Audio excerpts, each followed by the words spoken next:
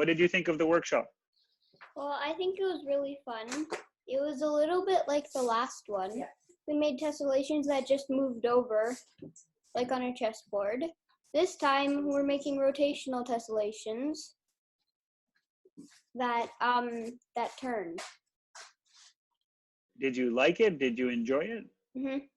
I liked it, but I'm not done yet. I'm gonna watch the video again when it comes out, and then figure out how to do it. And what did you like about it? I liked that there was no end to the creativity. You could make whatever you want. Like, one person made a puzzle piece, and a lot of other people made different things.